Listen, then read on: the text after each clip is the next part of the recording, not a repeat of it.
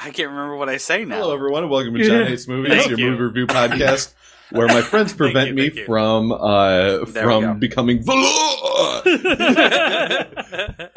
This week, we have with us Eric Larson, Tally Ho, James Bear, fart noise. Okay. That's me. Introduce James, then Eric, then me. No. Please. Yeah, okay, let's do that. No. Yeah. But that'll... No, okay. I need Let's try this. Yeah, let's try it. Okay. Is it that you want to go last? Shut up. Okay, Do it. alright. Okay. What's your prediction for the fight then? Prediction? Yes, prediction. Pain. Conan, what is best in life? Crush your enemies, see them driven before you, and hear the lamentation of their women. You gonna do something or just stand there and bleed? I ain't got time to bleed. I feel the need for speed. You see, in this world, there's two kinds of people, my friend. Those with loaded guns, and those who dig. You dig. Do you enjoy pain? Pain don't hurt. It's all in the reflexes. John Hates Movies presents Bro-vember. Good. Bad. I'm the guy with the gun. Dylan! You son of a bitch!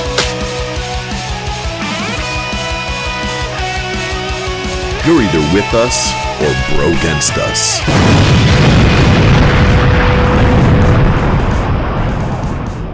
Hello, everyone, and welcome to John Hates Movies, the movie review podcast where my friends prevent me from posing during long shots every 15 minutes and instead force me to watch movies.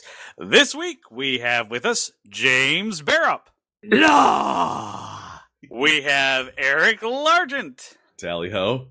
And in the hot seat, we have Chris Arsenault. Eric, I knew you'd say that. Oh, God. And I am your host, Jonathan Barrup. This week... Thank you. Yes, you're This week, we watched Judge Dredd. Not to be confused with the actual good movie Dredd, but instead... Or Judge Reinhold. Or Judge Reinhold, the classic 1980s actor. Or to be confused with the movie where I deep fry all kinds of different things in nice batters called Judge Dredge. Oh. Jesus. No, it is none of those dredging. things. Instead, it is Judge Dredd. Wow. I want to become. I want my bad puns to keep going. I had one that hurt everybody last week too. Yeah. I'm still guacking the vote. You boo. Quacking it. All right. So Judge Dredd plays jury and executioner in the streets of his futuristic megalopolis, only to find the system turn on him when he's framed for murder. Starring Sylvester Stallone, Armand Assante, Rob Schneider, that's speaks to its quality, and directed by Danny Cannon. Oh yeah, what a guy! So, as is John Hates Movies tradition, the person who picked this movie gets to go first. Oh shit! And I believe that was you, Eric. Oh my fuck! Okay, I wasn't. I totally wasn't ready. I forgot that we started doing it where but we've been doing it this way forever. But that's okay. I'm ready to go. Yeah. So John, yeah, thank you for throwing it to me. Mm-hmm. I was 100% prepared with a take. And I wrote a few notes. And so I'll just burn through these notes real quick, and then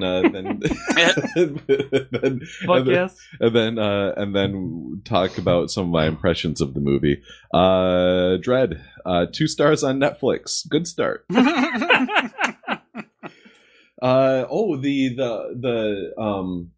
credits for this movie might have been the best part, the opening credits, because I wrote comic covers, great touch. Like the covers of the comic books opening the movie was actually really cool. Like looking at all the old Judge Dredd comic book covers, I loved it. Exactly. This feels like a modern Marvel opening. Like that feels like what they do in all Marvel movies now. Yeah. It's funny because isn't this DC? It's neither, actually. Yeah, independent. No. I think it did do a DC run for a while. Anyway, not important. Next note, Rob Schneider. Okay, so it's going to be this kind of party. Yeah. One of these things in this movie was not like the other, and it was Rob Schneider. What do you mean? He blends in seamlessly with every movie he's in. Oh, boy. Dredd, Judge Dredd, Dredderino. Wow. The Dreadmeister. Even when he was funny, he wasn't funny. The Dredderstein. The Dreadmaster General. The Dreadmeister. Making arrests. Somewhere there's like a parallel universe out there where Rob Schneider is like the funniest fucking thing in the entire universe. And waves of that are emanating into this universe, which is affecting people's minds, so that like we cast him in roles that are for funny people, even though he's not funny, because of this weird dissonance. Yeah. Next note, in the future, people still wear dopey cargo shorts. Rob Schneider was rocking cargo shorts in this movie. It was great. Recycled food. That's just shit, right? It is. What's recycled food? What's recycled food? It's by Vlarf, and it's delicious. It's shit. Recycled food is shit. That's your opinion. Next note, crime taking place on the corner of Abbott and Costello. Yep. Okay. Wow. Wah, wah. They're really creative. Yeah. Next note, nice codpiece, Dredd. Oh, this is the perfect movie for the NES era Coors bot. Oh wait, no. I just combined two notes. This is the perfect movie for the NES era, where like all their graphics were NES cartridge style. Mm-hmm. All the music was NES cartridge style. And then the next note was Coors bot. Because Rob Schneider was like trying to escape inside of a bot that had like a Coors sign on top of it. I guess that made me happy. Coors survives the apocalypse. Yeah. Mm-hmm. Roaches, Twinkies, cotton candy, and Coors, the banquet beer. And Rob Schneider.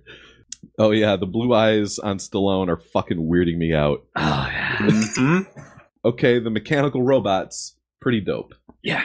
Yep. Like that big ass like fight robot that they resurrected. It was pretty cool. Yeah, I liked it. Yeah, that's a good name for it. Here's another thing that survived the apocalypse. Nice to hear they're still listening to Rob Zombie in the future. Right? Rob Zombie. It was either White Zombie or Rob Zombie. Yeah, but there was a Rob Zombie song in this movie. Well, it's a really good song he wrote. Well, in the future, it's a classic. That's right. Yeah. He keeps putting it out every year. Next note, gotta be honest, I'm loving the amount of Diane Lane in this movie. Oh boy. Next note, I just want to watch the Judge Hershey movie. Judge Hershey. That's what her name was. Judge Hershey. Yeah. Next note, it's crazy. Diane Lane was the worst part of the Superman movies, but she's the best part of this movie. Yep. I guess, yeah.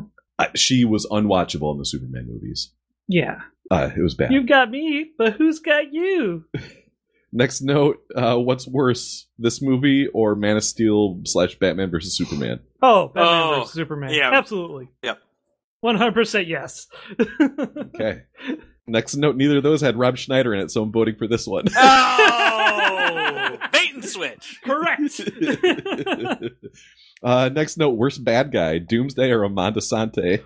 Doomsday, definitely. Amanda Sante gives you something to look at. Doomsday was like a shit monster.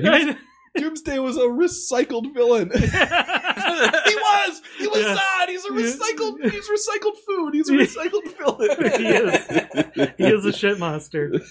Amanda Sante just acts like a shit monster. Is that acting? Shit, I was really hung up on Rob Schneider. Rob Schneider's going to be the comic relief in this movie. He should at least be funny, right? Okay, shit's kicking off, and Rob Schneider's there saying, "Tell them I'm innocent," while everything else is going down. Are you fucking kidding me? So Dredd is in a huge fight, and like with other people, and like Dredd's like fighting for his for his honor, and like Rob Schneider's just like tagging along with him, and he's like, "Make sure to tell them I'm innocent while you're at it." Yeah. All right. Okay, so the real reason Rico is doing all this is to create bad judges that are more like himself. Mm-hmm. Give me a fucking break. That's and so I was speaking my notes to my phone, and it's censoring my fucks. And it's like, I've got an F with a bunch of like asterisks behind it. Because it didn't want to like translate. It didn't want to transpose my fucks. I don't know. Come on. God damn. What the fuck? I mean, that's your phone. What are they afraid of? Is the phone Christian? What the fuck? Yeah, it is. It's a Baptist. Next note. In all of my baby pictures, I look exactly like these clones. I think that's why my mother didn't love me very much when I was young. Aww. Because she was just an implanted memory and you were grown in a test tube lab? I guess that'll happen. That happens. You look like a half-baked Sylvester Stallone, is what my mother would always say to me when I was younger. I never understood what she meant. All right. Next note. Okay, this movie is so bad, England should be ashamed of itself. Next note. I love Diane Lane. Yeah? Right. Nice. She looked good. Yeah, she did. She looked really good in this movie. Yeah, she did. I think Eric wants some of them Hershey's Kisses. Hey! No! Timely! Yeah. Last one. Okay, so the Cure song over the credits is not good, but it's probably the second best thing about this movie. Right behind Judge Dredd himself. No. Behind Judge Hershey, my new girlfriend. Okay, so this was the first time I'd ever seen this movie. James showed me a clip of last week of Armand Assante and Sylvester Stallone shouting "The Law!" The Law! And I was like, all right, we'll see. I'm kind of surprised I didn't write anything in my notes about Max von Sydow, because he looked in 2004 or in 1994, 1995 when this movie came out. He looked and sounded exactly the same as he did in the new Star Wars movie, like last year. Yeah. Like, so you remember him from that? He was on Jakku. Yeah, he was the old guy in the beginning, right? Yeah. That gave the plans to Handsome Poe Dameron. Yeah. Yep. Mr. Handsome Man. That's Handsome Starfighter Man. Yep. Poe Dameron. Man alive. I like those movies. Yes. Yeah. You know, there's fundamentally no difference between Judge Dredd and Star Wars, quite honestly. Incorrect. But, I mean, I'm just specifically talking about that movie. I really enjoyed that movie. So anyway. So I read a few things online about the production of this movie. So we all know, and this is our third Stallone movie that we've done. He's a good writer.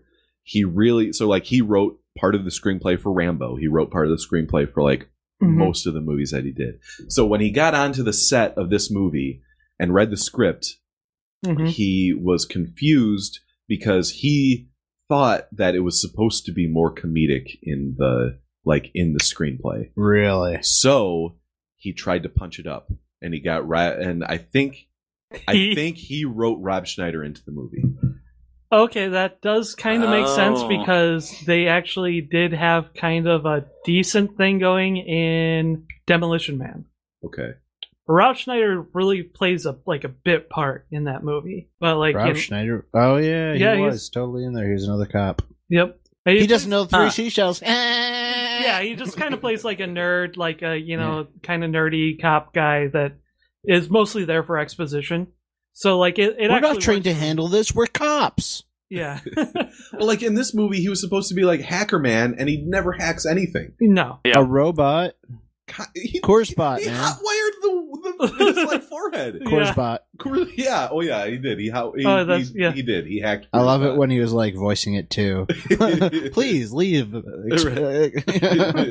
Vending bot alone. Vending bot is your friend. So yeah, Stallone like did some like hot on the fly rewrites of this movie, like while they were filming it. Got into a massive fight with the director. So much so that after this movie, the director claimed that he would never work with a big name actor again. And I don't know if that was really his choice or not, but he has not worked with a big name actor ever since. Probably not with that. He probably hasn't also worked with a big budget ever again. No, he hasn't. So what he does now, it was Cannon, John, like something Cannon.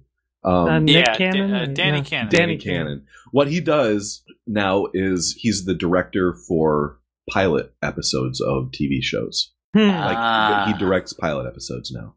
Like he directed the pilot episode of Gotham. He directed the pilot episode of that makes sense. Something else. Yeah. So he just kind of like is a working director now. Like he just takes jobs and does jobs. But like this was his big swing and a miss. Oh yeah. And he hasn't really done anything high profile ever since. But like on set, like Stallone told a story about like when shit was hitting the fan between him and Danny Cannon. Cannon got down out of his director's chair, and Stallone's like, he's not a very big guy, and while everybody was working around him, just shouted, "You must fear me! Fear me! You must fear me!" to like everybody on the crew, and everybody just like kind of looked at him, and then like went back about their business. So like there were definitely some conflicts behind the making of this movie. Oh, yeah, man. and I feel like it was borne out in the inconsistent tone of this movie. Like I feel like if they wanted to make it more action comedy, it should have been funnier. Or if they wanted to make it gritty, they should have just chopped the comedy out of it. Yeah. Yep. But they just kind of like dipped their toe in the water of trying to be funny, and it wasn't funny at all. So like all those scenes to me just didn't happen. Like they just didn't work at all. Yep.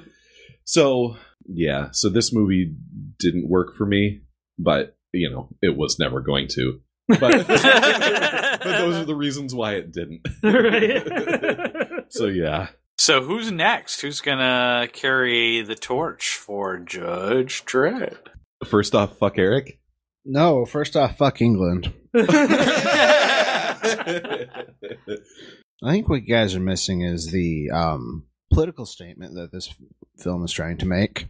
Oh, it did try to make. It's trying to illustrate the corruption in big government and giving too much power to individuals, and trying to and how when you try to control the masses, you start moving away from taking care of the masses and start destroying them and yourself, and it just corruption runs rampant. Yeah.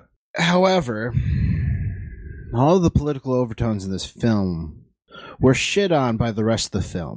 Yeah, it definitely tried to like illuminate like the power of like police states.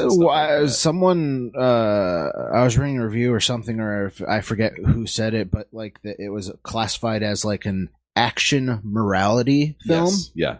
What? Yes. Okay. It was. But they started introducing this element of humor to it that just turned it into a parody of that, because anything it said you couldn't really take to heart because they didn't say it with conviction.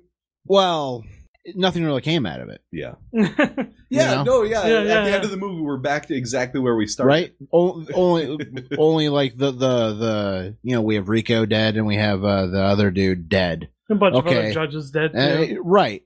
So pretty much, it's kind of like saying the only way to start over is by scorching the earth, kind of thing. Yeah. So okay, I would like to say it's not that I'm not a fan of Judge Dredd. I've just never bothered to be a fan of Judge Dredd. And I mean, like comics, whatever. The new film with Carl Urban, that was pretty cool. That was super gritty, and that was I liked it because it was really only focusing on like a thing, and it wasn't trying to like really teach us.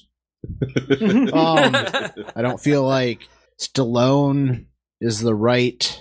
I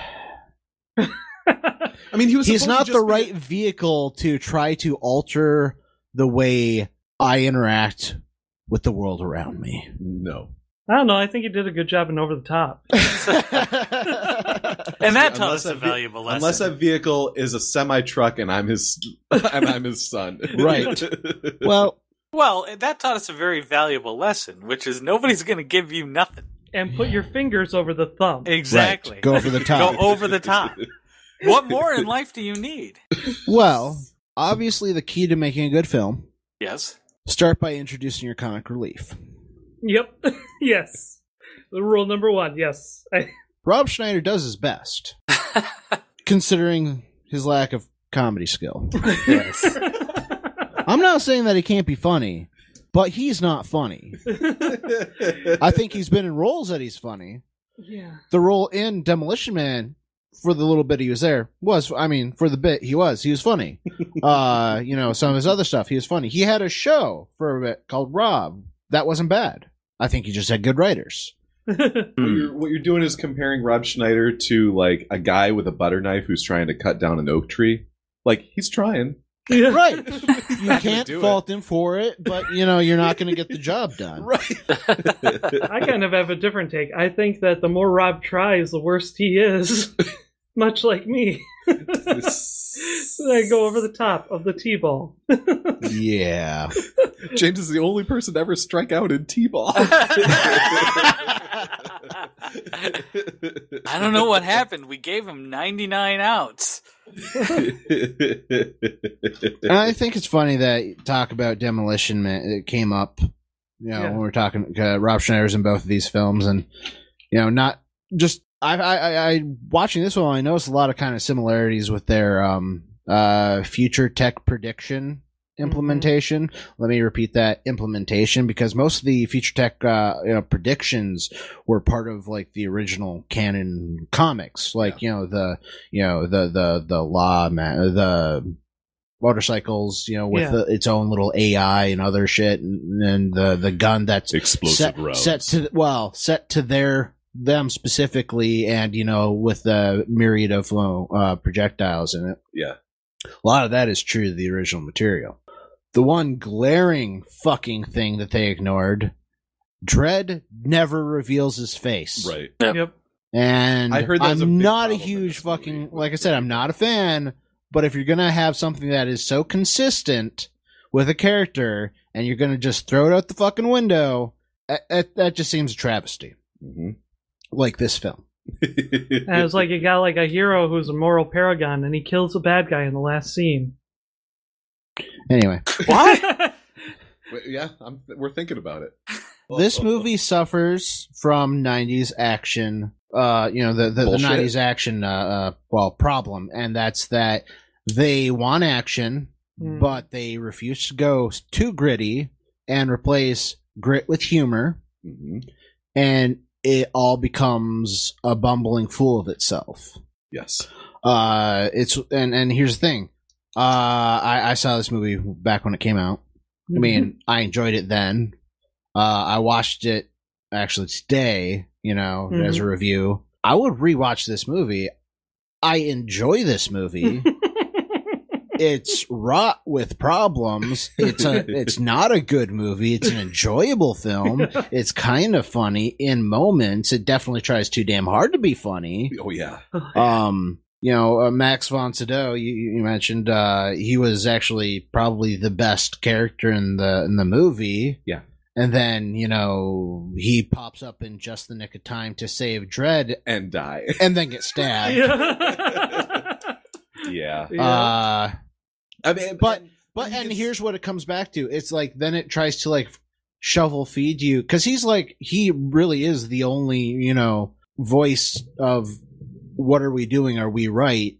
He's the only actual moral compass. Yes. And they kill him. Yeah. And then it's like, they're supposed to like, maybe okay with that dying breath, the blind lady, is that like, if it wasn't trying to make a fool of itself, maybe that would have been a good turning point of, Dredd, realizing how he's been wrong, but it didn't. Mm-hmm. The motorcycle, the law, whatever. The Law Fucker 10,000. The law, the lawmobile. So the escape on the lawmobile, green screen on a snowmobile. Actually, Yes. let me repeat that. Bad green screen on a snowmobile with terrible special effects. And why is it that I know I'm going to make a 90-degree turn and the person behind me will never make that? They won't see that coming, even though they're behind you and see what you did. Yeah. Well, right? And then he crashes into a bodega. That whole scene that makes was just, sense in just movies hilarious. when they're And- going really fast. In that chase scene, I don't know if you noticed, but it they're sucked. going about Amigo speeds. Right? They're going about 15 Well, miles per hour. You also have it was just a blatant ripoff of the speeder. Except the scene speeder came out like 30 years earlier and went 10 times faster. Hey, That's why I said it was a blatant ripoff of the speeder scene With no effort involved. with no effort involved. Yeah, the speeder scene worked. This one didn't. I'll have you know those law bikes go up to a top speed of 8.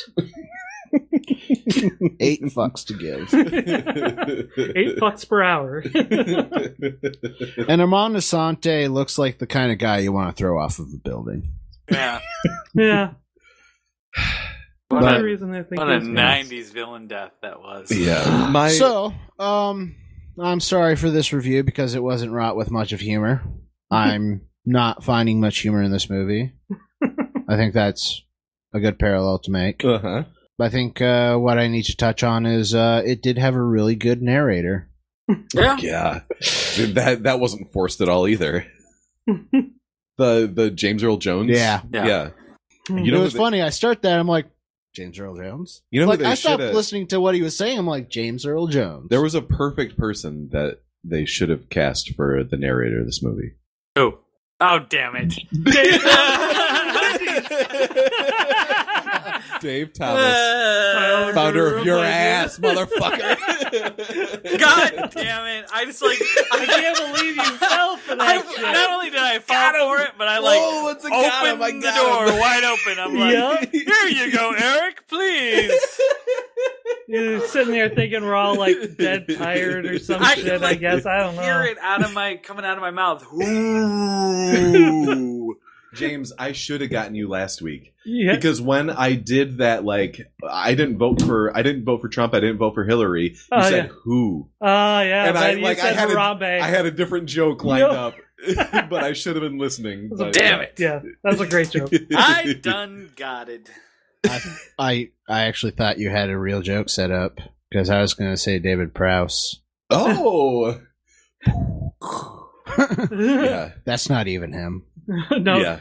David Prowse sounds like this. Yeah. He's got like the worst voice in the world. Yeah. And isn't he's like still butthurt that he wasn't the voice of Darth Vader. Well, because right? nobody told him. Oh. Yeah. He's butthurt about a lot of Yeah, he's there's a not ton of allowed stuff. to come to Star Wars. Star Trek. He's Star Wars allowed conventions. to come. They don't invite him Yes.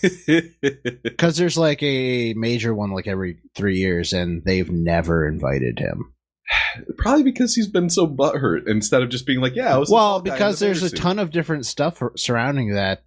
They thought that he was the one that was leaking a bunch of information. Yep. Which they went to like the people, the like whatever their National Enquirer, the reporter who actually said no, it wasn't. It was like stagehands and shit that, like leaked everything. But apparently he had said, and he had like. Apparently from day one, him and the director of Return of the Jedi, the director hated him. Huh. And pretty much was trying to cut him from the film as much as possible and used his stunt double to do like acting scenes and shit. Oh, shit. David Prowse also like steals jokes on Twitter.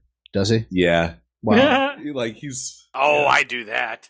Who doesn't do that? There's don't. only one person who writes jokes on Twitter, and the rest of us follow that person and just retweet.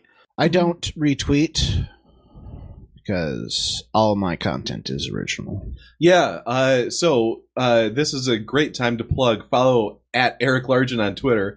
Follow at John Hates Movies on Twitter. I don't know if James wants me to name check his Twitter handle, but if he allows it to come out there, it's one of the best. It's one of the tastiest handles on the internet.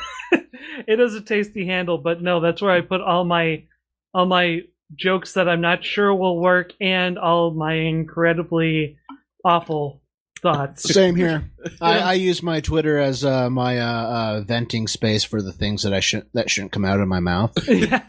Okay, so listeners, just follow me at Eric Largen, and I'll retweet James and Chris's post. No. No. Yeah. So I believe that brings us to James in this train wreck of a review. I can't dig in, really attack this film because it doesn't really have much that's worth even attacking, and I can't really defend it because it has nothing worth defending. Well, then allow me. There's a nice transition. Uh-huh. There's your segue for you. Now, all right. So there's a new Dredd movie. Yes. And then there's this old movie. And I fucking love them both. Oh. For completely different reasons. Wow. Well, you would have to love them for completely different reasons. This one is really entertaining. Got to appreciate how the new one didn't have snowmobiles. Yeah, they actually had motorcycles. Yeah, they had Ducatis. Yep. So I don't know. I don't even know where to start with this, but I'll try to start with here. I'll say I actually picked up some of the old Dredd comics after I watched the Carl Urban movie. I stayed away from this movie for most of my life until about 2 or 3 weeks ago.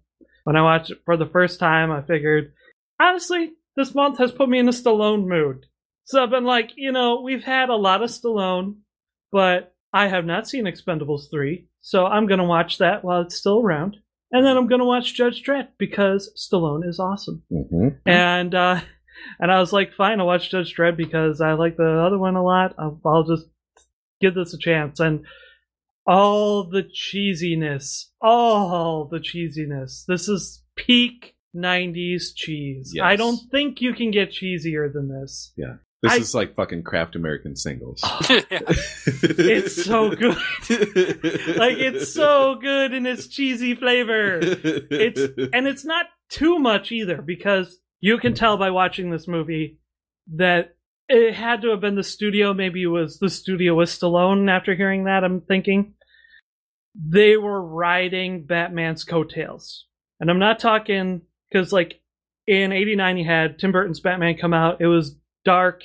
It was darker and more serious than anything that was done for Batman on the big, any media that was done for Batman up to that point. Correct. And apart from the comics. Yes.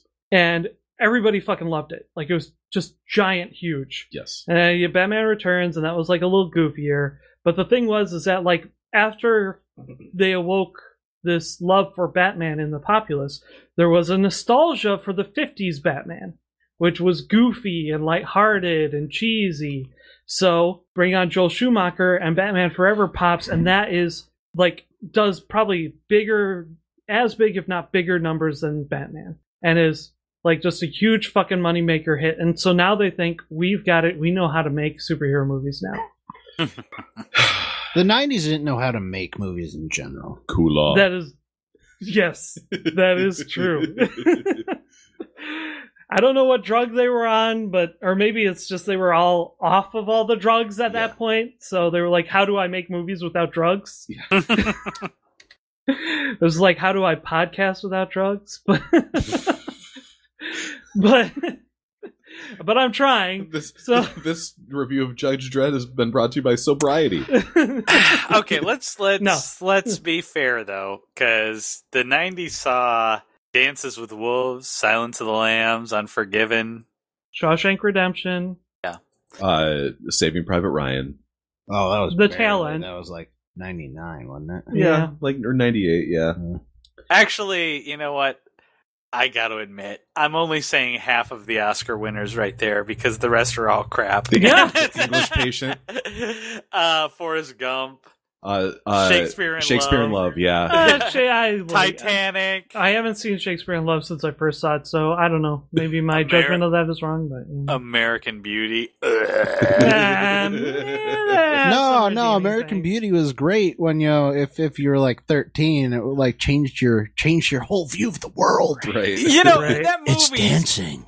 Oh my God! Anybody who loves that movie, guess what, guys? You've been snowballed. You have been taken to the cleaners. Right. There is nothing good in that movie. Did As Good as It Gets win a Best Picture? I don't think so. That movie's fucking good. Yeah, that one's good. Is it? That's the one with Helen Hunt. And Helen Hunt, Greg Kinnear, and I Jack Nicholson. don't recall that being any good. Movie. I enjoyed it. I guess I have to review it. Technically, a few good action movies from holdovers from the 80s, but I think probably the best 90s, whatever formula they decide to implement with the 90s action is just like.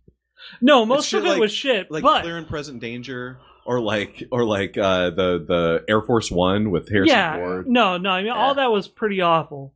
And like Copland, it dates really. Copland. Copland's a decent revenge flick.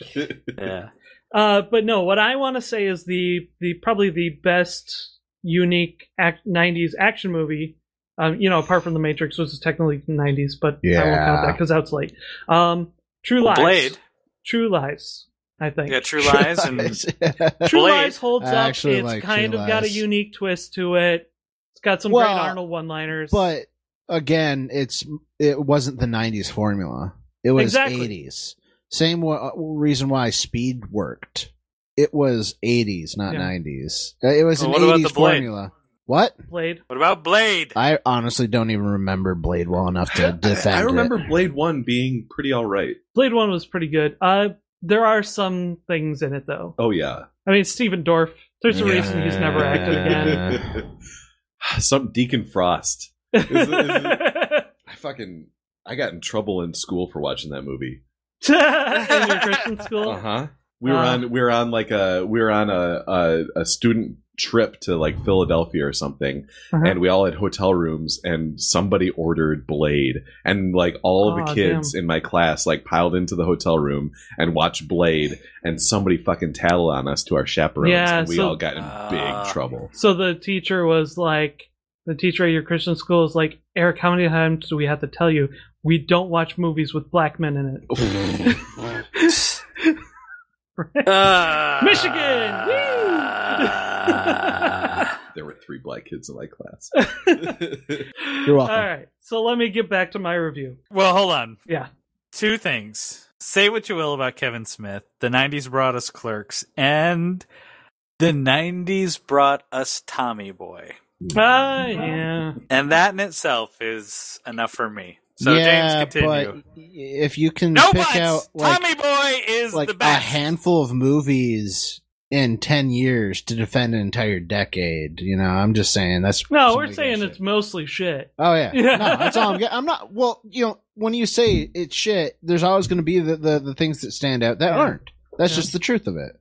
Oh, I'm not gonna say that it's a universal truth. I'm just saying it's generally a fucking truth. Yeah, and particularly action movies, though. That's really what I was focusing on. But let's face it, a lot of the fucking movies. Yeah. Because like that's the main thing, though. All right, so back to my review. To talk about it, action movies in the 90s, there was a formula, and this one fucking followed it. Oh yeah. Mm-hmm. So like you got goofball, you got cheeseball, you got your way too huge fucking budget. Yeah, poorly spent too. Yeah, poorly spent. So like, all right. So the comics are funny, but they're funny in the way like a Marvel movie's funny. Like the character isn't a haha funny guy. He's like a little robotic. So you get kind of like a bit of a chuckle at like kind of the weird way he approaches certain situations and stuff like that. But no, Judge Dredd is played by Carl Urban. He's got it exactly right. Just completely like serious all the time, and no humor about him and all that stuff. And also completely correct about everything. Also like a Superman, not a Superman, but like a guy who is fantastic at everything, which is hard to write. Doc Savage. Yeah, like he is a Doc Savage Batman Phantom character, you know. Yeah, they instead in this one everybody just talked about how great he was. Oh, you're the best judge ever. Whoa, best judge. Yeah. All right. All the recruits like knew him, and they were so honored to be in his presence and all that shit. Oh man. So even the fucking Netflix breakdown was confusing a bit. Which one? The Netflix like blip, the writing on. Well, no, this is what I'm saying. There's 2 Netflix blips. Oh, for every show. Look at it. There's the one when you mouse over it, and it's one that's obviously poorly written by an intern. And then when you like do the details, it's the one that's probably on the back of it. So if you read that one's on the back of it. Now, if you Judge Dredd plays jury and executioner in the streets of his futuristic megalopolis, only to find the system turn on him when he's framed for murder. Yeah. Okay. Now the problem is, I don't know how you do there. You'd have to like click the X. Oh, you go to details. No, that was the details one. What I'm saying is, like, he needs to like find it in this crap. Their best lawman is framed as a common criminal. That was their first mistake. Now he wants more than justice. That is even wronger than the first one. So, but this is my point. Yeah. Every Netflix thing has 2 equally awful, yes, horrible. I never noticed that before. One you hover over is this terrible intern written one who just doesn't care, and then, like I said, you have like the back of the box one. Jeez. It's glorious. Jesus Christ. It's like a game of mine to like see and how now off they are. you know. And this is what I'm saying, FYI, if you hover over think, man, that sounds stupid, but like you were kind of interested, like click details and see if it has a better description. Yeah. So let's see. For the new Dredd, a routine arrest and training mission. He discovers that he is actually he discovers a drug kingpin's hideout, which results in a total lockdown of the building. Movie. That's it. Right. That's a movie. That's a whole fucking movie. It's a bottle episode. It's a bottle episode, and it's great. And it really worked because of it. Yeah, no. So Judge Dredd, let me go through the plot chronologically. Please don't. Make it fast. I'm not going to go into the world. We all know the world. Let's see. Judge Dredd and his twin brother were grown in a lab in Project Janus. You know, Roman god with 2 faces. Yeah. Oh. So they are implanted with memories. Wait. Hold on. You have a problem with them being grown in the lab? No, that's fine. So I was going to say, that's part of the backstory. I did not know that because, like I said, I've only read, like, they the are first few. clones of the senior chief Max Sidow's character. Oh, so they're that's they're a clone actually of one dude. Yeah, Okay. that's what it was in the movie because he Okay. says that there was a council and they picked him. Oh, I see, I missed that part. So that's actually part of the story. So Okay. if you hate that, you're pissing on. No, actually, I don't hate that. I'm just gonna, as you see, I'll get into it later. So they're twins. They're clone twins, born in a lab and then implanted with false memories, and they grow up as best friends. And one of them is lawful good and completely perfect, and the other one starts going chaotic evil. Yep. And so at a then certain he point, judges him. yes, he judges him. Now, this is a guy with perfect judgment, and the other person was killing people because they would eventually become criminals. Innocent people. So we know that what a judge does to a murderer is kill them. Right. So he kills his brother / best friend, who is then locked in a jail and erased from the system, and then is alive now.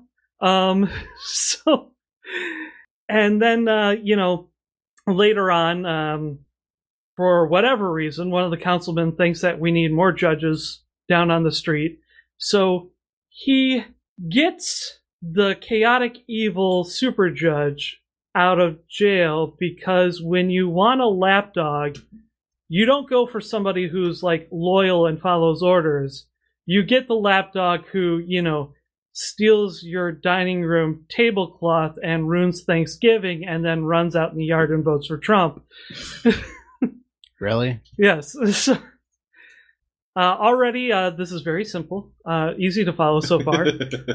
So let's compound it. We have this chaotic evil judge who steals a gun and then frames Judge Dredd by killing the councilman's reporter who was onto him about the corruption, thus taking care of 2 threats in one go with DNA-coated bullets, which gives us one of the best scenes in cinema history. Yeah. I can break the law. I'm the law. Of course. Now, Judge Dredd's logic here is actually unassailable, because, as you see, Judge Dredd is the law, and he has not been broken. Therefore, the law has not been broken. Okay. Which means, since he did not break himself, he did not break the law. Way to go. Was this Dick all Hart. to do that joke? No! I mean, I guess Descartes probably agrees. I am the law, therefore, if I am not broken, I cannot break the law. Yeah. I feel like somebody just forced me to watch a Kevin James movie. I think, therefore, I am the law. Right. I think, therefore, I am Paul Blart, Mall Cop. Was that it, James? Oh, no. But nonetheless, from there on, it actually is fairly straightforward. He gets sent to prison, shut down. He escapes with Rob Schneider, comes back. So this chaotic evil guy, his big plan is to make multiple judges, and he gets everybody to open up the old Janus program. And then he does what you would never expect a chaotic evil guy to do, is to kill his master. And somehow create meat puppets of himself, which he somehow feels that he's going to be able to control. Yeah, that's the one where you gotta kind of question what the hell his end game is. Yeah, like, despite the fact that they are probably going to be equally as evil and equally as strong and equally as talented. Right. And equally as treacherous. Yeah. But to be fair, you had 2 clones of, the one dude who was decent turn out 2 very different ways. Hell, they all come out and they're all like, oh, yeah. Yeah. Essentially, you'd have some sort of, clone war. The worst Star Wars movie. No,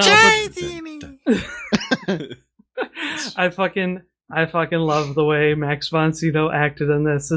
Because that's the thing is the acting. If you go back and watch Batman Forever, I say that in script wise and all that other shit, it is comparable very much to Judge Dredd, but the acting is so cheeseball in Batman Forever when you go back and watch it nowadays with fresh eyes. But with this, it's just enough.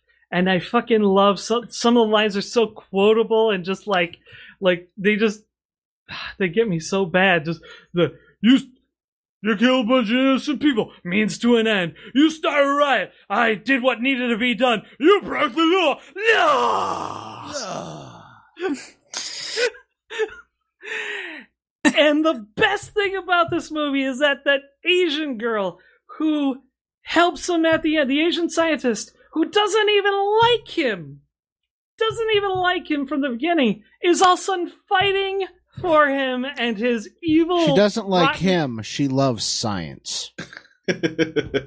She's completely free of every type... Loves science. Judge Dredd wouldn't even prosecute her at that point. As soon as he busted down the door and she was like, I was being held captive. That's it. Right. No, she picks up a gun and fights for her army of fishy white mutants. Loves science. The program's back up. She can still do more science. Who gives That's a shit? true. Yeah. Maybe Judge Dredd wants more Judge Hershey's or something. Well, Judge Hershey. I think we all want some more Judge Hershey's. It was the 90s. Women couldn't fight anything but other women. So Hershey had to have that girl to fight. Yeah, That is actually probably... That is probably exactly entirely why they did it. It's That's entirely actually true. Yeah. Kind of sad. Every 90s movie... Women did not start hitting men until the 2000s. Well, that's not true. In film, it is. Well, they hit men and... So, yeah, that's just to say... You guys just made my point that the script is perfect, and this, No, I will agree with you. Like the script is perfect. Sorry, not that part. No. I love that voice, Eric. That the script is perfect. It sounded so English and so upset. Yeah, I know. The way they implemented it, bad. So the story of one of the chief justices using Rico to frame Judge Dredd and to get rid of a threat, that was actually pretty I would argue clever. It was a nice way to do it. Him being stupid enough to think that he could therefore control him, that's pretty dumb. Yeah, and he's a high judge. I mean, these people are supposed to have the best judgment in the world. Yes. But I always liked that part of it. I thought that was actually a good, play. If the movie was just that, it would be good. But then we've got the reopening of the Janus program and the giant laser beam that shoots into the sky. I mean, not really, but I mean, if this movie was made in 2000s, let's face it, they would have had a giant laser beam that was shooting into the sky. If it was made in the 2000s, then the stakes would be like the world has to end. Well, no, in this movie, the world has to end. Like, I mean, that's why he's got to make the clone army to have the big bad threat, which you don't need. No. And honestly, but yeah, so final thoughts. I loved it. It's fucking goofy and stupid. The practical robot looked awesome and was fucking sweet. Great. Yes. Except when it moved. Thank God nowadays we have good CG so that we can have the practical thing for like standing around and CG for moving. Yeah. Honestly, although I really love this movie and it's really fun to watch by the time you get and the art design and the sets were fucking insane. Like, for real. That giant fucking Eagles building and shit. Mm-hmm. Yeah. Even though I love this movie and it was a lot of fun to watch, still, at the end, you feel tired and kind of depressed when the credits roll. Yeah. Because, I don't know, maybe it's just, you look at that and you go, look at all that fucking time and money on this. And that's why they chose a Cure song for the credits. It is perfect. I mean, it is... Like, The Cure sets the tone for the credits perfectly. It really does. So... And maybe it's because nothing changed and Judge Dredd had no fucking arc, even though he took off his helmet and actually was attempting to be a person. This is so cynical. Yeah. Like, the final scene is just like, no, I'm a street judge. Yep. Here's a amazing shot we spent $1 billion on. I know you can't afford to eat this week. Fuck you, The Cure. Right. And that's my review. Okay. Here's my... mine is going to be relatively quick, because obviously we covered a lot about this movie and around this movie and in and out of this movie. So, and I know I'm going to get in trouble for this from some people who listen to this podcast, but to me... And I made a joke like this earlier, but this is the truth. There is fundamentally, to me, no difference between this movie and The Fifth Element. Yeah. Yes. Yeah. This movie felt a lot like The Fifth Element. Yeah. Same kind of plottiness, same kind of art direction, and same kind of quality. And the only difference between Rob Schneider and Chris Tucker is that Chris Tucker isn't in the movie as much as Rob Schneider is in Judge Dredd. But it's the same kind of thing. Yeah. You know, somebody who really doesn't need to be there. Why do we have so many cosplays of the girl from Fifth Element and no Judge Hershey cosplays. I'm not. I don't happy know, with that. and that's the other thing because too. Is one that is scantily clad and the Yeah, other's I know. not. That's the answer, and that's I don't accept that answer. One's an attention getter and Right. the other's not. But Diane Lane, so much. Yeah. Well, Eric, What? if you want, Yes. you can cosplay Judge Hershey. And you can be the law. Anyway, realistically, I can't fault this movie too much. It's exactly what it is on the face of it. Oh yeah. And it actually doesn't commit the greatest sin in movies. That the one that really, really bothers me. The pacing on this movie is actually pretty tight. Yes, that's what I thought after seeing it. I was like, yes. Yeah. And You can get through this movie. You can get through this movie, and no scene really overstays its welcome. Nope. The beats are hit correctly, so I gotta give it that. What makes this movie bad is really just that the subject material really isn't delivered all that well. Stallone actually does a fairly decent job. I think he does better acting in this than he did in Over the Top. Yeah, I guess. I don't know, man. He's so. I mean, to use the term again, he's so much more over the top in this movie than he was in Over the Top. Yeah. Oh, yes, Yeah. exactly. But that's the thing, is if that's what he thought he was getting into, Right. and that's what he was trying to rewrite the script to be, Yeah. his mugs to the camera were spot on. His delivery was goofy as fuck for this character. The subject material was just bad. And that's really what it was. It was the subject material plus the fact that the comic relief really wasn't all that funny. No. And, but I'll be honest, had this movie had a better comic relief, better lines for the comic relief, better lines for the comic jokes. relief. Like the jokes, weren't like it wasn't even Rob Schneider's fault that it wasn't. Funny. No. Nothing funny was written for him at all. Yeah. I would be curious to find out when this movie aired, because specifically during what time frame did this movie play to theaters, and whether or not in the 90s we were done with Sylvester Stallone. Because I'm wondering... It was 95, but I mean, So it came out June 30th, 1995. See, I don't remember that. I don't remember that year well enough. I don't remember well enough. Because what I'm trying to figure out is, because for me, why did Fifth Element hit and this not? So Demolition Man came out in 1993. Cliffhanger came out in 1993. I haven't seen any of those movies. Either of them. The Specialist came out in 1994 with Sylvester Stallone. yeah, that was not a good movie. And then Judge Dredd. So yes, I feel like as a populace, we probably were done with Sylvester Stallone by the time this movie came out. So that might have been why this didn't hit.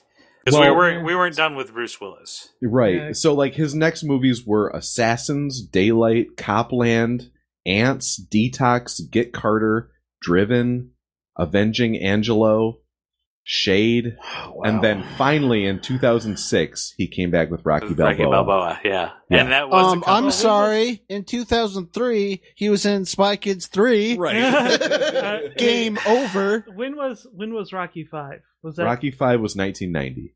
Okay. So I feel like that's probably he was when we he were was done. on his way out. Yeah. He was Wow. on his way out. Yeah.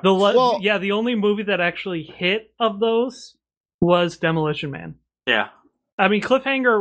Cliffhanger had a good box Cliffhanger was office. out there, but it wasn't It wasn't a good huge. movie. It was I never not a even good knew movie. Stallone was in Demolition Man. I thought it was just a Wesley Snipes movie. Oh no. It's a good movie. Well, that's why it I hit. Is shouldn't because of say Wesley that Snipes. recorded, but you No. should watch it. Yeah, no, Demolition Man is legitimately good. It's legitimately funny, and it's funny, and it's also a legitimately good action movie. Yeah. Yeah. While still managing to pull off that being a parody of Yes. the future instead of itself. You're probably right when you're on the track of we were not really feeling Stallone in 1995. And that's the only thing that I can think of as to why this movie didn't resonate the way that Fifth Element did, because visually, with the exception of that chase scene, which drove me insane, visually, with these, the movie's got kind of this, I mean, it looks kind good. of the same aesthetics. So, yeah, I mean, you know, I guess, and that's really all I have to say about it. Short of that one chase scene, there's not, this movie's really just kind of middle of the road, in that 90s way. It's not terrible, but it's not good. I certainly can't recommend that you watch it. You know, that you can sit down and watch this movie. If you're going to seek out any movie about Judge Dredd, then by all means, the 2013, 12? Somewhere around there, yeah. Yeah, the Carl Urban film is a fucking masterpiece. And that is amazing. That's the first time I've ever seen a movie do beauty gore. Yeah. You know? And they do beauty gore. It's wacky, weird fun. But yeah, this is just it's a 90s action film where there's a too crazy convoluted plot that you don't understand, and where the bad guy ends up falling to his death. Mm-hmm. That's the 90s in a nutshell. Yeah. Out of the face of the Statue of Liberty. Yeah, and and we don't even see him dead, do we? He just falls. No, you never see them dead because you know they were going to do Judge Dredd too. Yeah, sequel. Yeah. Even dreadier. Even dreadier. Dread harder. Dread to the max. Dread harder. Dread to. It would have come out. Dread to Jurius. You got there. It would have come out in the early 2000s, so it would have been Judge Dredd 2 Extreme. Oh yeah. Yeah. Okay, ladies and gentlemen. That's how we limp to the finish. Yes, we did limp to the finish. There is something about this movie that drained our souls a little. We died a little bit here, even though it wasn't bad. Bad would have refreshed us. Yep. Mediocre hurts our souls. Yep. So what about Stallone's power stance? They did throughout the movie. Yeah. Okay. That I made that joke in the very beginning, so. Did you? Come on. Yes. Yes, posing for lawn shots every 15 minutes. That's exactly what I was talking about. He walks like that. He looks like a fucking duck. Every 15 minutes, he stops and he poses, and they pull the camera out and do a long shot. Oh my gosh. It's ridiculous. Anyway. Yeah, we're going to be right back after this commercial. The cast is requesting a break, so listeners, I have to pee. Yeah, me too. So the sentence. I know. Break. We'll be right back. Right back. Science, innovation, progress. Vlarf Industries has always been committed to serving its customers. It is our pledge to provide the technology you need to approach life's most challenging questions. Does your lawn have too many calories? Are your dangles properly applicated? Are you getting enough flavor for your family? Through Dimension X technology, we at Vlarf are always with you. Just as the great X the Perceiver, he who shall endure, is always with us. Vlarf Industries, always watching, always. Welcome back, everybody. It is now time for your favorite part and mine. It is time for the game. All right. Yay! So, as is John Hates Movies tradition, the person who picked the movie runs the game. So, Eric. That's me. What have you got for us? Well, I've got a game for us this week, and it's a little bit story driven. But the title of the game is Imagine a Universe in which Judge Dredd kind of goes through an existential crisis and asks himself, "Am I the law?" That's the title? The title is "Am I the Law?" It's written down. It's on paper. Am I the law? Nice. So what I'm going to do for you here is I'm going to read you a scenario of a day in the life of a person, and your job at the end of this scenario is to tell me which law you have broken. Oh. And if you don't know if you incorrectly tell me which law you have broken, you will be judged. Oh, no. All right. So, guys, I'm thinking of a number between 1 and 10. The closest to the number goes first and furthest goes last. 7.3. Oh, damn it. John, what did you say? He said 7. James, what do you say? 3. Okay, so John, the number was 7, which means John goes first, Chris goes second, and James goes third. Yay! So here we go, John. I have our first scenario for you in this week's edition of Am I the Law?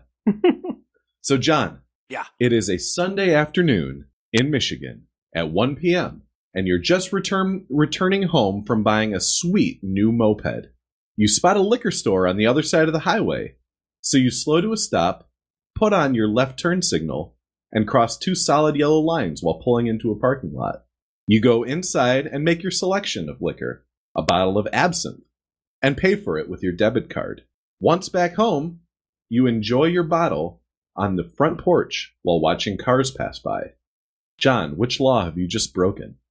I've broken I've committed a traffic violation. I've crossed 2 double yellow lines. I'm sorry, you are wrong. When you're making a left turn into an establishment, you can cross 2 yellow lines. Michigan actually has Intox, isn't it? Nope. Michigan actually has a law on the books that says you cannot buy motor vehicles on a Sunday. I am the law! And you are... the sentence is death. Wasn't worth it. For buying your sweet-ass moped on Sunday. Damn it!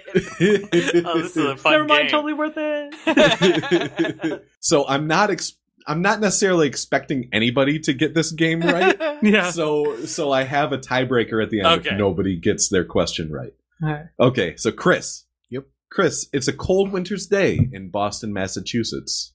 You are at a shooting range, sighting in your new 9mm, taking shots at a dog-shaped target downrange.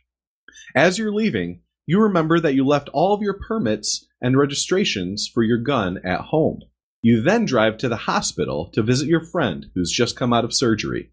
The two of you sit and talk for a while and have a beer. On your way to your car, the friend's 12-year-old son, who has been waiting outside, asks you for a cigarette. You gladly share it with him, light it, he smokes it, and you're on your way. What was your crime? Oh, there seemed like a lot there. This is gonna blow my mind. Yeah. Maybe you can live like a complete fucking redneck and still. I'm It's gonna a go cold with winter's day, Boston, Massachusetts. no. I'm gonna go with buying a 9mm because who should do that? I'm sorry, that's incorrect. In Massachusetts, it is illegal to give beer to somebody in a hospital. Oh, that's funny. I thought it was going to be the dog-shaped target. Nope. And also, in Massachusetts, people under 18 are allowed to smoke. They're just not allowed to buy cigarettes. Wow.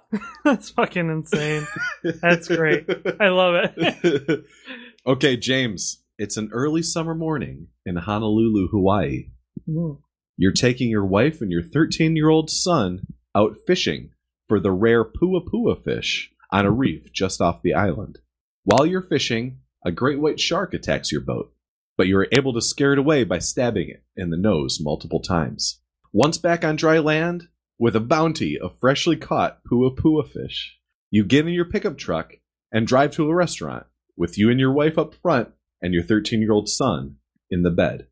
At the restaurant, you decide to calm your nerves with a beer and a shot of Jameson. James, which law have you broke? What is your crime? God, it's between two. I'm going to say that my 13-year-old fished with me. Nope. So 13-year-olds are allowed to sit in the bed of a pickup truck as long as they're seating on their butt. Seriously. I figured, yeah. The crime is that you had 2 alcoholic drinks in front of you at the same time. You're not allowed to do that. Oh, wow. I thought it was going to be that I couldn't have Jameson specifically. Any other scotch would have been okay. Right. What? That's ridiculous. That's All right, so we're over 3 so far. Oh, that's the best. It's anybody's game. This is a great game. I love it. All right, John, we're back around to you. All right. And here's where things start getting silly. Because I wrote all these at work today, and eventually I kind of got silly with it.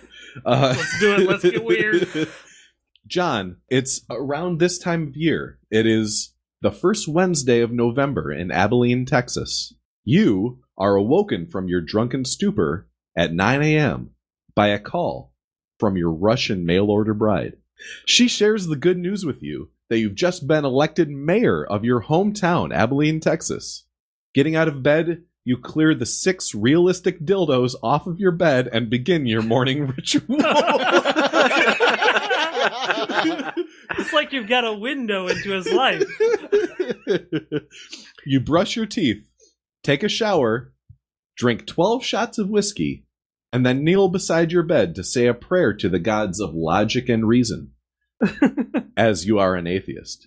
It is then that you notice somebody stealing your neighbor's lawn decorations. Without warning or provocation, you fire your shotgun at them 12 times, killing them. What is your crime? Having realistic dildos. Oh, that's very close, but the number is 7. You're not allowed to have 7 dildos in Texas. You can have 6. That's close. I looked up a bunch of fucking obscure laws today's book. Awesome. Your real crime was nobody is allowed to hold public office in Texas if they do not recognize a higher power as God. Wow. So I assumed it had something to do with religion. You cannot be an outspoken atheist and hold elected office in Texas. Wow. It would have been better if you can't brush your teeth before taking a shower. Right. Makes as much sense. Those dildos, though. Texas and their dildo laws. Texas has dildo laws on the book. I have dildo laws in the book, but that's a house book. Jesus. Okay, Chris, it is a hazy spring day in Olympia, Washington. You consider calling in sick to work with the flu, but you suck it up and head in anyways. When you get on the bus on your way to work, you notice a number of empty seats, but you decide to stand and hold the railing anyway. Once you arrive to your job as a newspaper columnist, you write a satirical piece mocking the policies of the state's governor, and it is published the very next day. What is your crime? Being sick on public transportation. Oh, shit. That's correct. Holy shit! Oh, damn! You are in Washington. You are not, if you know that you have an infectious disease, you cannot, it is illegal to go out in public. Damn, he got one! That's actually a good law. Well done, Unlike Chris. those fucking dildo laws, those goddamn fascists. I'll have as many dildos as I can fit. It's all about breathing. Oh, God. All right, so James. Yeah. James, it is a zesty summer day in Rochester, New York. I like it when he's zesty. The day was What a moist. zesty day is. The day was moist. It is a zesty summer day in Rochester, New York. I'm glad that you got this one, P.S. Okay, sweet. You and your 5 other dumbass nerd friends are totally into cosplay. This isn't realistic. How am I supposed to imagine this? You think it's just the shit. I have all this written down. You decide that you want to create the coolest Overwatch cosplay costumes ever created, including realistic-looking weapons. Once your costumes are completed, you put them all on. don your masks, and hit the streets to show them off. While in public, you observe a douchebag frat boy mocking a disabled person, but decide to do nothing about it. You arrive back home at 9:15 p.m. and go to bed. What was your crime? I think I might know this. Man. I think I might know this. This was New York? This is Rochester, New York, correct? Rochester, New York. Yes. I'm going to say not helping the disabled person. Incorrect. Oh, John, shit. what was your thought? I was gonna say not helping the disabled person, but only because he was wearing a mask. Well, John, you're on the right track. Groups of 3 or more people are not allowed to congregate in public wearing masks. Oh, that's exactly the opposite of what I was thinking. I was thinking that it would be so cool if there was a law in the book that if you are wearing a mask, that you must fight crime. Damn it, I'm running for Michigan Senate. Okay, so Chris won, but I have one more for us here. All right. And everybody's going to get a guess at what the crime was. Yes. All right. It is a dank fall evening in Eugene, Oregon. So dang. You drive to your friend's house with an ounce of weed. On your way, you stop to get gas, pump it, and pay the attendant with cash. Once you're at your friend's house, the two of you engage in feats of strength in the backyard while blazing on some righteous nugs. Gentlemen, what was your crime? John, Yes. you pumped your own gas. Correct. Oh, shit. Yep. You pumped your own gas. Yeah. That's why those nugs, though. I mean, that's why you smoke before you drive, because then you won't want to pump your own gas. You try to talk the attendant into buying you some Twinkies. This was an excellent game, Eric. Yeah. Excellent game, even though Chris won and not me. So, Chris, that makes you the official winner of the game. So tell us, what are we watching? We're watching Christmas with the Cranks. No. So we just got done with our third Stallone movie, and now we're doing our second Tim Allen movie. Yeah, that's right. Christmas. Yes. What So, was the other Tim Allen movie? Galaxy Quest. Galaxy yeah. Quest. I don't think I actually got to be part of that. Aw. Aw. If you didn't, that's a shame. I don't remember. I what. don't remember. Either. I could have sworn you were. Yeah. But you know what? You're part of it now, Chris, and that's all that matters. Yeah. All right, so next week, we're going to deviate a little bit. We're going to take a bit of a holiday hiatus so that we can all enjoy our turkey dinners. And instead, we are going to be releasing the never-before-heard cut of Sharknado 3. Just as good. That's right. Thanksgiving week. You guys are going to be able to celebrate with the long-lost episode of Sharknado 3, which we promised you, and we never delivered. Yep. Because we went away, and we never came back. Except we're back now. We've even referenced things that we said in the Sharknado 3 review. Oh yeah, Spax Shacrick. That's right. Our listeners have no idea who Spax Shacrix is. Tune in next week to find out all about Spax Shacrix. That's right. Our Lord and Savior. Also get to revisit some of the other cast members who are no Jamie, longer with us. Jamie will be back. Colin will be back. Colin will be back. That's right. And never mind. Don't listen to it. That's your line. Sorry, Chris. I stole your line. I mean, I agree. I'm glad it's more of a consensus now. However, the following week, we will then return with Christmas with the Cranks, which will be airing either the end of November or the first week of December. Yep. So look forward to our return with Christmas and the Cranks, and we hope that next week you enjoy the long-lost Sharknado 3 episode. Yeah. Good night, everybody! A great big thank you to our staff graphic artist, Tabby Walters, the Weekly Cast, and our listeners. You can listen to our podcast on iTunes, the Stitcher app, through YouTube, or directly on our website. Feel free to send us a movie review suggestion. Every third episode is Listener Appreciation, where we choose from your suggestions. You can reach us through social media, either by liking our Facebook page, John Hates Movies YouTube channel, or following our Twitter at John Hates Movies. Our music was composed by Kevin MacLeod. You can find this track and many more on his website, Incompetech.com. StarTrek.com. Thanks for listening, and tune in next week to hear someone say... You know what, James? You are like that kid who steps up to the T-ball, where not only do they have to, like, get him the standee so that he can hit the ball, but, like, the bat needs to be, like, 5 times the size of a normal bat. That's you. Lay off me, I'm tired. That is you. I'm so fucking tired. Oh, Jesus Christ. And you're still managing to miss, even with a bat that's like 3 times the size of your torso.